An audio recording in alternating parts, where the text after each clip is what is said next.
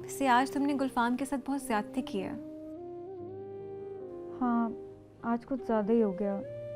मुझे उसे थप्पड़ नहीं मारना चाहिए था। थप्पड़ से ज्यादा तुमने उस बेचारे के जज्बात को ठेस पहुंचाई है। I mean, क्या जरूरत थी प्यार भरी बातें करने की गुल्लू गुल्लू कहकर, जब बेचारे को आखिर पे थप्पड़ ही लगाना था। वो जब्बार साहब की गिरफ्तारी पर ना ऐसे बातें बना रहा था कि बस मुझे गुस्सा आ गया। गुस्सा या प्यार? क्या मतलब? मतलब ये कि मुझे लगता है कि गुलफाम साहब ना तुम्हारे दिल के किसी गोशे में रहते हैं। वो अहमक गुलफाम, वो भला किसी को अच्छा लग सकता है? किसी का तो मुझे पता नहीं, मैं तो आप जनाब की बात कर रही हूँ। अगर आपकी बात मान ली जाए कि वो अच्छा है, फिर भी मुझे अच्छा ना लगे। यार वो पंजाबी और मैं बंगाली, मेरा उसका क्या तालमेल? और वो बेवकूफ़ शादी तक पहुंच गया। सारा, तुम बंगाली हो और वो पंजाबी, लेकिन कंपैरिजन तो तुम ऐसे कर रही हो कि जैसे वो हिंदू है और तुम मुसलमान, और तुम दोनों का मिलन हो ही नहीं सकता। क्या हो गया तुम्हें सारा? जब्बार साहब, मुक्ति बानी और उनके फरमुदात पढ़ पढ़ के ना तुम्हारा दिमाग खराब हो गया। एक सेकंड के लिए ना तुम ये समझ लो कि सब कुछ सही है और हकीकत ये है कि हम सब मुसलमान हैं। क्या है बंगाली, बलोची, कश्मीरी और पंजाबी, सबको छोड़ दो। क्या मुसलमान होना हमें एक कौम नहीं बनाता? पंजाब की नौकरशाही ने हम पर हुकूमत की है। मैं कैसे भुला दूं कि मेरे बाबा को 1 साल जेल में रखा गया। उनका जुर्म क्या था? बंगाली जुबान की खातिर प्रोटेस्ट कर रहे थे वो। माना कि तुम्हारे बाबा के साथ ज्यादती हुई है, लेकिन इसके बिना पर गुलफाम पूरे पंजाब, मगरबी पाकिस्तान को नस्ल और ज़ुबान की बुनियाद पर रद्द कर देना, ये कहाँ की अक्लमंदी और कहाँ का असूल है? इसे तो आसान अल्फाज में रेसिज्म कहते हैं, और यही वो रेसिज्म है जिसे अवामी लीग ने बंगाल में बढ़ावा दिया और बढ़ा चढ़ा कर इलेक्शन भी जीत लिए। मुझे तो समझ नहीं आती कि किस तरह से मासूम बंगालियों का ब्रेन वॉश किया गया है और उन्हें मगरबी पाकिस्तान के बिल्कुल ही खिलाफ कर दिया गया है। मुझे तुम ही बताओ सारा, तुम एक पढ़ी लिखी लड़की हो, कि ऐसी क्या मजबूरी थी कि एक मुल्क और एक कौम के होते हुए भी हम जुबान और नस्ल की बुनियाद पर एक दूसरे के दुश्मन बने हुए हैं। जब कोई इलेक्शन जीत जाता है तो वो कहता है मुझे एक पाकिस्तान नहीं चाहिए, 2 पाकिस्तान चाहिए। और इसी तरह से अगर कोई वज़ीर आज़म नहीं बन पाता तो वो हमसाया मुल्क के साथ मिलकर अपने मुल्क में दहशतगर्दी करवाता है और सिविल वॉर भी शुरू करवा देता है। यार कौन से मुल्क में ऐसा होता है? तुम्हारी एक बात से सहमत हूँ कि गुलफाम के साथ मैंने ज्यादती की है। बाकी तुम्हारी सारी बातें ना मेरे सर के ऊपर से गुजर गई। चलो शुक्र है कि मेरी किसी बात से तो तुम सहमत हो ना, यही काफ़ी है। अच्छा सुनो, चाय बना दो ना। या मैं नहीं बना के दे रही आज। प्लीज आलिम हो यार, गुलफाम बेचारा तो मारा गया। हाँ। अच्छा जाती हूँ। Thank you.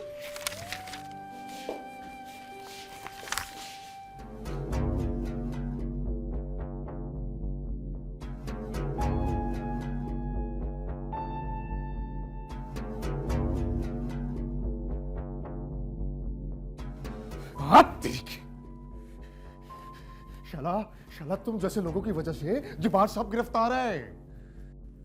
हम जैसों की वजह से? क्या मतलब है तुम्हारा? जरा खुल के बात कर। मैं जब भी बात करता हूं खुलखुला कर बात करता हूं। दोबारा रिपीट कर देता हूं, शाला तुम जैसे लोगों की वजह से जब्बार साहब गिरफ्तार है। मैंने पहले तुम्हें कह दिया था जब्बार साहब को पूरा बैकअप चाहिए, या तो तुम बुद्धि लो या उस कर्नल के साथ मिला हुआ है। हमार बाप बनने की कोशिश मत कर, औकात में रह। हमारे बस एक ही बात है, फारूक साहब, और हम यहां तुम्हारे सवालों के जवाब देने नहीं आया। मैं औकात से बढ़कर बोल रहा हूं। शाले तेरे जैसे टट्टुओं को मैंने बहुत सीधा किया है। शाला तेरे को घोड़े और खच्चर में पहचान नहीं है, हाँ? बदकिस्मत है हमार मुक्ति तहरीक जिसमें तुझ जैसे छोटे जहन और छोटे कद वाले मोहरे आज बड़ी बड़ी बातें करते हैं। शाले ढाका यूनिवर्सिटी तेरे से संभाली नहीं जा रही और तू अक्ल और ज्ञान की पूरी भाषण देता है। शाले तुझे जब्बार साहब की गिरफ्तारी का हिसाब किताब देना होगा। ऐसे कहो ना कि तुम हाँ सूरमा कर्नल को देखते ही तुम दबाते हुए भाग गए।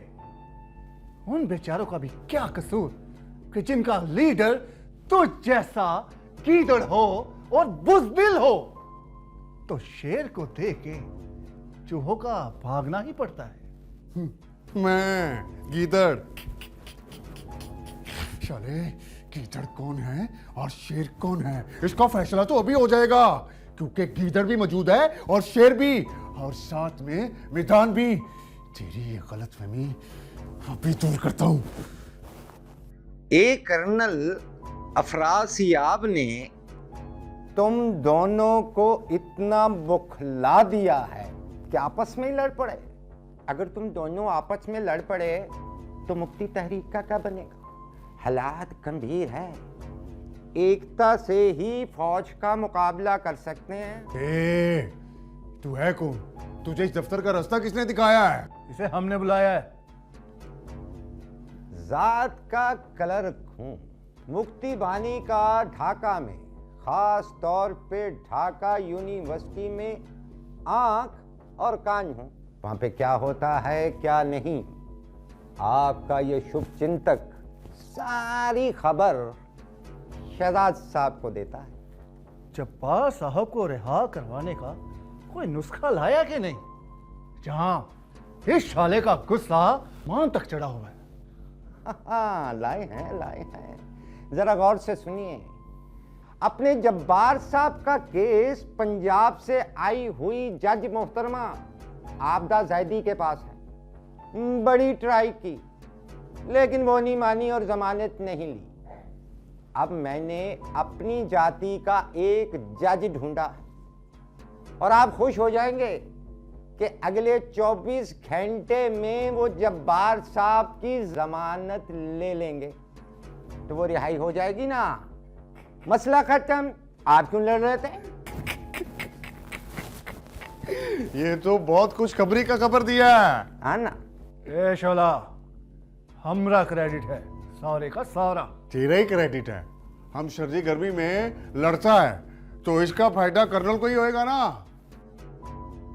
तो फिर इस रिहाई की खुशी में मिठाई तो बनती है साहब। शाले जब्बार साहब अभी रिहा नहीं हुए और तुझे मिठाई चाहिए? मिठाई नहीं, पहले इसे तो कबूल कर।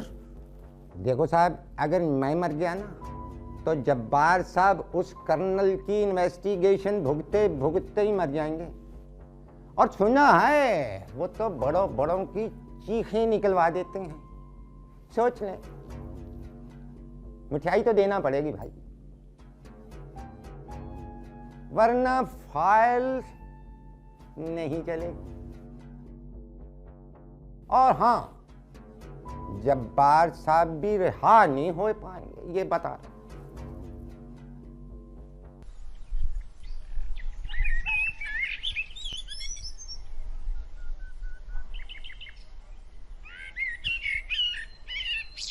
फिर बताइए ना कि आपके घर कब आऊं मैं? मेरे घर? वो क्यों? रिश्ता मांगने।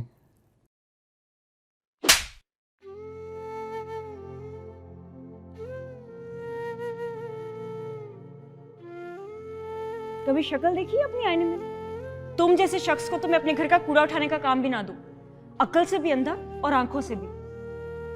और मैंने कब कहा मेरे साथ रुककर यहाँ पे घर गृहस्थी से जाओ? तुम जैसे लोग जो अपने घर, अपनी मिट्टी और अपने घर वालों को छोड़ सकते हैं, वो तो वक्त आने पर अपनी मोहब्बत को भी औने पौने दामों पर बेच सकते हैं। तुम्हारे खिलाफ ना गद्दारी का मुकदमा चलना चाहिए, वो भी मगरबी पाकिस्तान की अदालत में, और सजा के तौर पर तुम्हें सरेआम फांसी पर लटका देना चाहिए।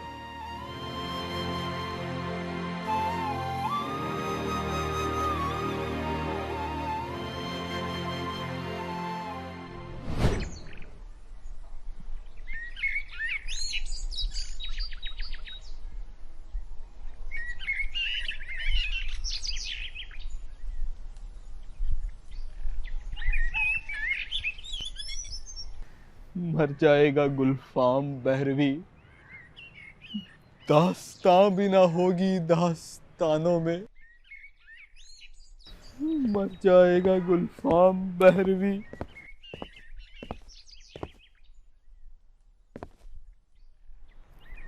लो, इतनी छोटी सी जगह से छलांग लगा के भला क्या होगा?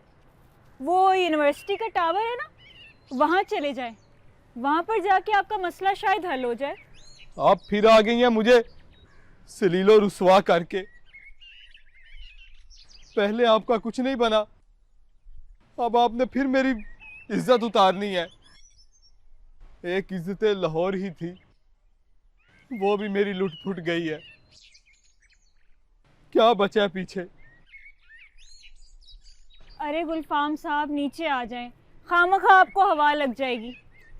आज तो मैं आपके लिए कुछ लाई हूँ।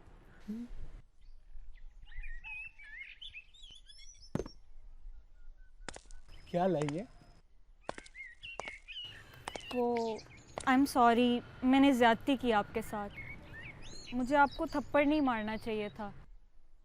आपके अपने विचार हैं, मेरे अपने विचार।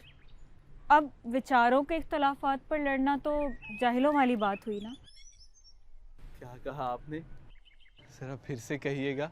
ये सब फिर से कहूँ? वो क्या है ना सारा जी, कि पहली मर्तबा आपने मुझे तुम की बजाय आप कह के मुखातिब किया, तो बहुत अच्छा लगा।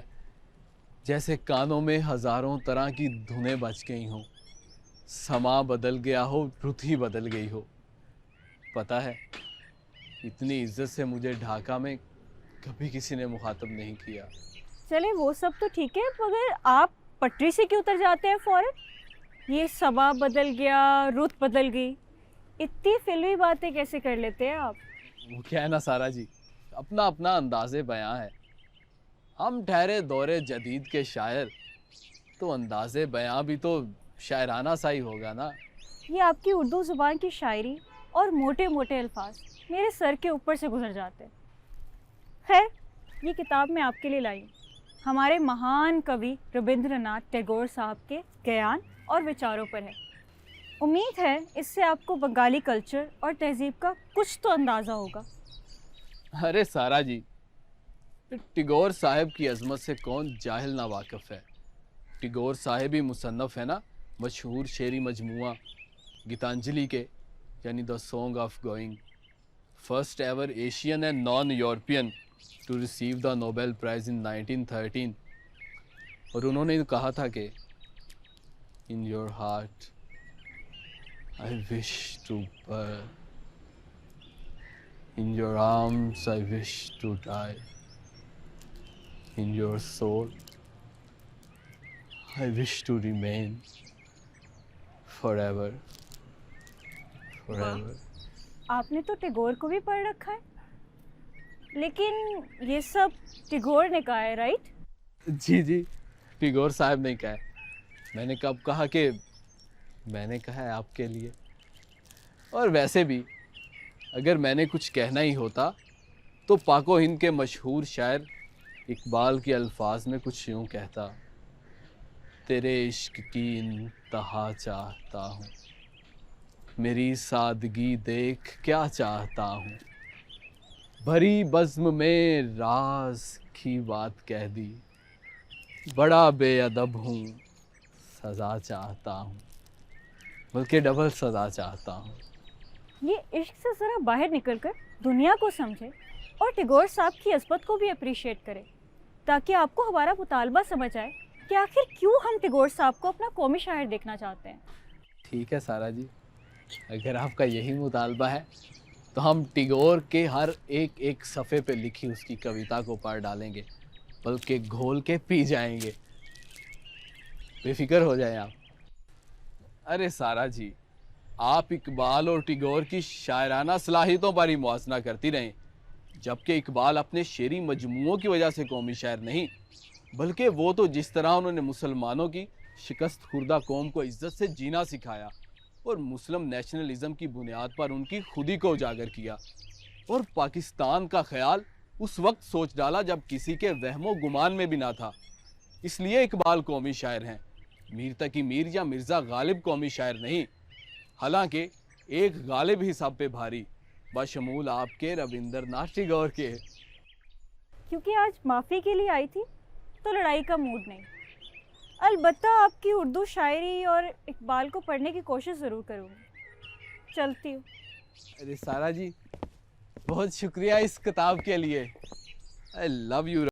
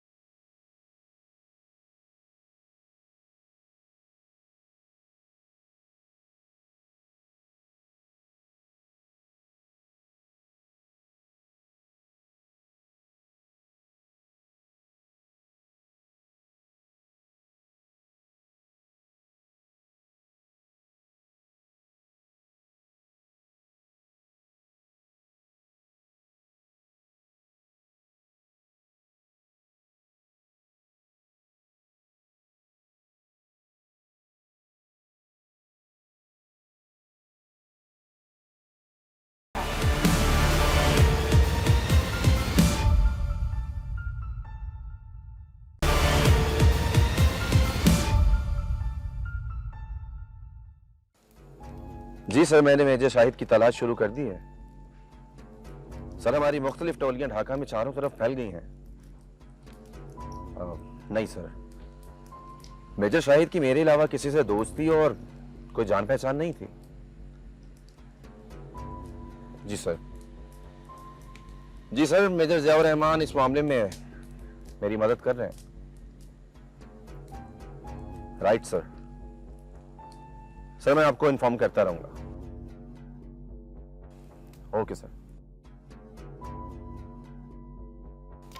कौन था? कर्नल अफरा साहब थे, शाहिद के लिए परेशान थे। समझ से बाहर 2 दिन गुजर गए। हमने चारों तरफ अपनी फोर्स को इन्फॉर्म कर दिया है। उक्तिबानी में जो हमारे इन्फॉर्मर हैं वो इस बारे में कुछ नहीं जानते। मुझे तो इसमें हिंदुस्तान और रॉ का हाथ लगता है। हर इल्जाम हम हिंदुस्तान पर डालकर अपनी जिम्मेदारियों से जान नहीं छुड़वा सकते। हिंदुस्तान के दिफा में न जाने किस तरह तुम्हारे जहन में तमाम दलाइल आ जाते हैं। बात हिंदुस्तान के दिफा की नहीं है, हकाइक को समझने की है। हमें जब किसी मसले का हल नहीं मिलता हम सारा मलबा दुश्मन पर डाल देते हैं। आपकी तसल्ली के लिए मैंने राव में मौजूद अपने इन्फॉर्मर से पूछगछ की है। राव का मेजर शाहिद की गुमशुदगी में दूर दूर तक कोई हाथ नहीं लगता, जिसका पहला एजेंडा पाकिस्तान से तकसीम हिंद और सन 1965 की शिकस्त का बदला लेना। इसीलिए तुम्हारे बंगाल में रॉ मौजूद है। इसीलिए भारत से यहां ट्रेन एजेंट को भेजा जाता है। राह पर इतनी गहरी इंफॉर्मेशन शायद हिंदुस्तानी फौज के पास भी ना हो जितनी आपने दे दी।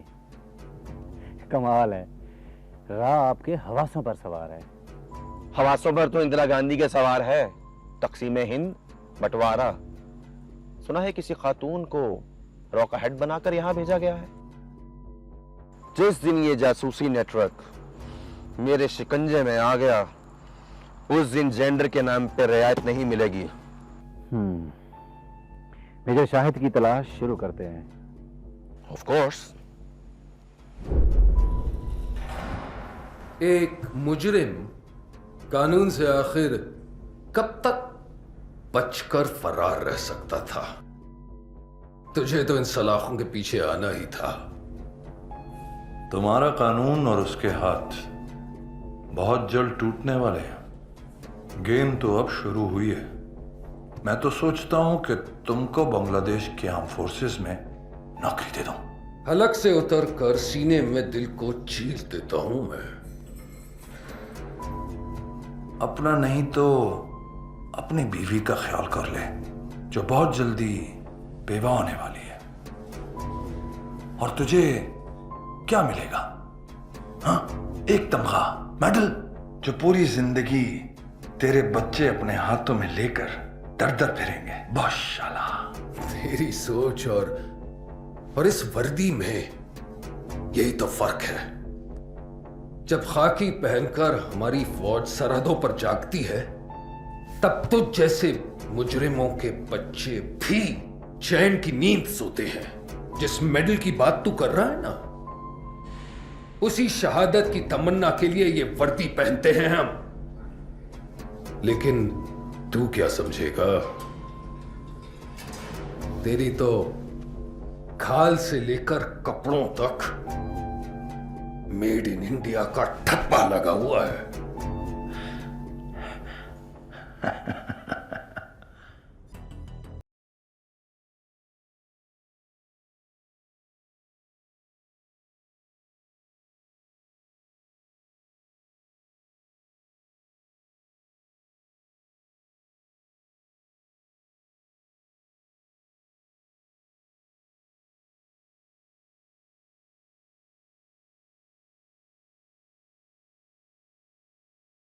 समझ में आया कि ये मुक्ति बानी वाले इतने बुज़दिल क्यों हैं कि जिनकी हिंदुस्तान से आई हुई आका एक निहत्ते फौजी को कैद करके उसकी आंखों में आंखें डालने से इतने खौफजदा क्यों हैं। और वो बेचारे तुम्हारे मुक्ति फॉलोअर्स मुक्ति टाइगर्स नहीं, मुक्ति रैंस ही होंगे ना।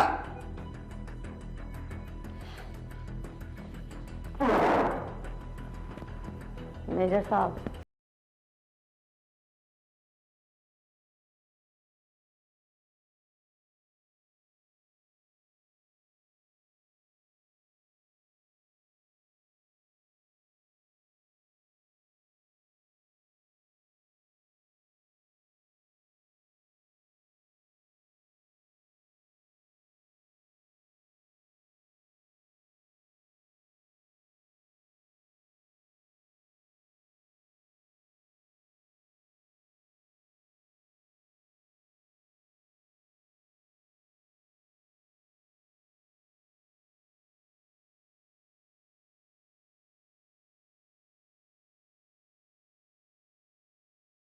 तब तक तो तेरे प्राण खाक में मिल चुके होंगे। लिहाजा अब यही समय, हमारी बात मान ले, अपने जीवन को बचा ले। मेरी आंखें बेनूर भी हो जाएं तो तब भी इस मिट्टी की अजमत का नजारा देखने के लिए बेचैन रहेंगी। मेरा दिल मेरे जिस्म से जुदा भी हो जाए तो ये धड़केगा तो सिर्फ पाकिस्तान के नाम। मेरा वजूद पाकिस्तान की अमानत है, इसकी दिफा में मेरी कोई हैसियत नहीं। क्या पंजाब, क्या सिंध, क्या बंगाल। मेरा वजूद अगर इस बंगाल की दिफा में रेजा रेजा भी हो जाए तो समझूंगा कि इस वर्दी का कर्ज अदा हो गया। तो फौजी है या फलसफी? तुझे तो मारना ही पड़ेगा ताकि तेरे कर्नल अफसर और तेरी पूरी कौम को यह पैगाम जाए कि हिंदुस्तान तुम लोगों की जड़ों में बैठ चुका है। मेरी शहादत से हिंदुस्तान में पैगाम तो जरूर जाएगा कि तुम्हारी सारी जद्दोजहद के बावजूद भी तुम इस पाकिस्तान के फौजी को ना तोड़ सके हो ना खरीद सके हो।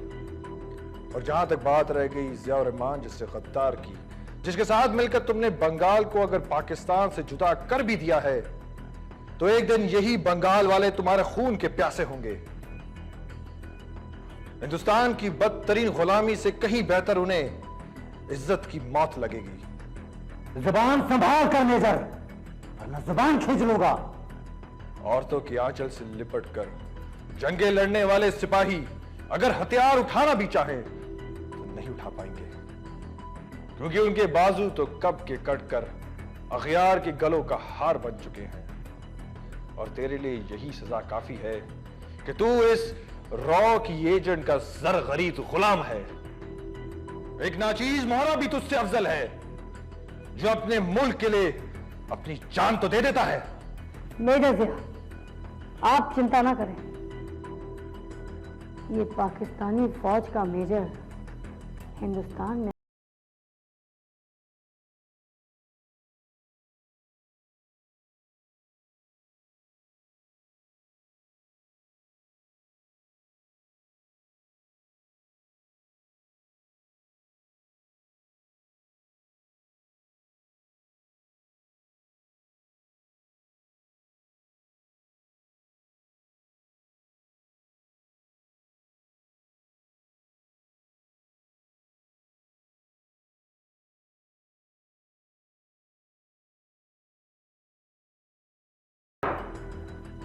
ये बराबर कहा तूने। तेरी जिंदगी की अब कोई अहमियत नहीं रह सकती। लगता है फौज आ गई। भागो भागो।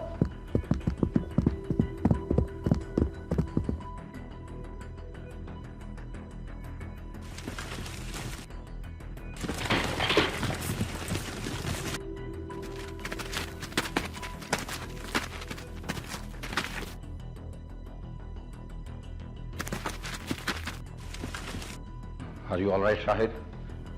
मुझे क्या होना था? मुझे डराने वाले खुद ही भाग गए। मगर यार तुमसे एक शिकवा है। शिकवा बिल्कुल होना चाहिए। मुझे तेरे तक पहुंचने में थोड़ी देर लग गई।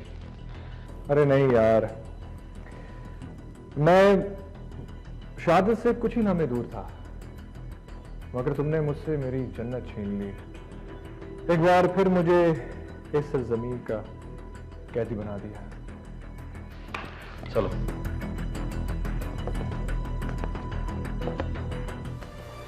बहुत विश्वास था ना आपको अपनी काली मां का। उस माता जी के महान बलिदान के चक्रों में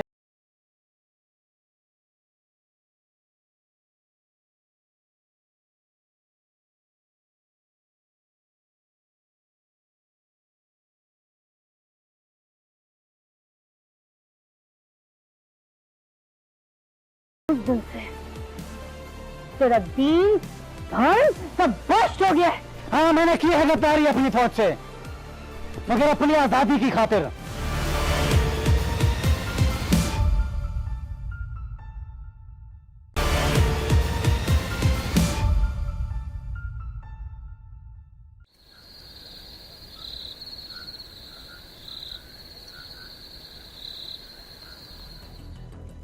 मैडम, पता नहीं किसी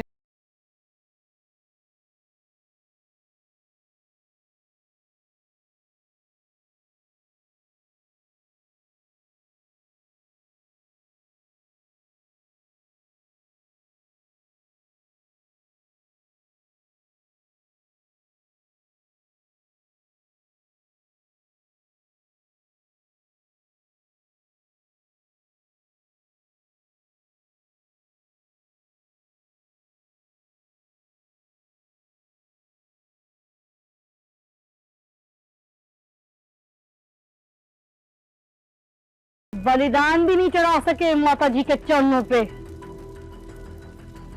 बहुत विश्वास था ना आपको अपनी काली मां का। उस माता जी के महान बलिदान के चक्रों में हमारा ही बलिदान हो गया। ना हम फौज में वापस जाने के काबिल रहे और ना किसी को मुंह दिखाने के। गद्दारी का तमगा अवध मिला है हमें। तुझे अपने गद्दार होने पर कुछ शक है क्या? जिस दिन से तूने हमसे हाथ मिलाया ना, उस दिन से तेरा दीन धर्म सब भ्रष्ट हो गया है। हाँ, मैंने की है गद्दारी अपनी फौज से, मगर अपनी आजादी की खातिर। आजादी की खातिर या ओहदे की खातिर? अब तुझे नजर आ रहा है ना कि हिंदुस्तान की कोशिशों पर बांग्लादेश बसने जा रहा है, तो तुझ जैसे बंगाल के भगोड़े अफसरों को गद्दारी की एवज ओहदे मिलेंगे, रैंक मिलेंगे, पक्ष मिलेंगे।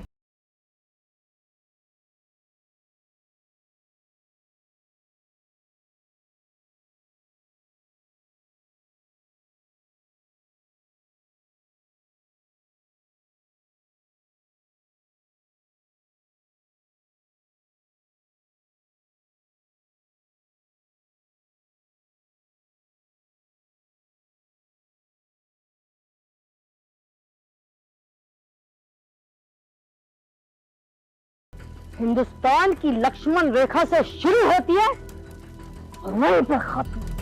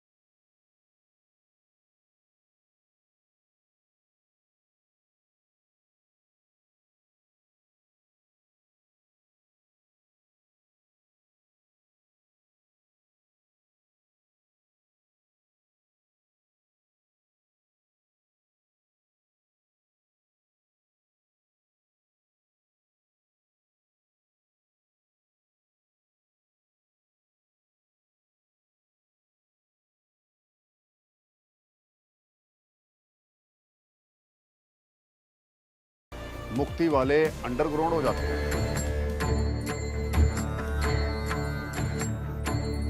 ये ले खानम।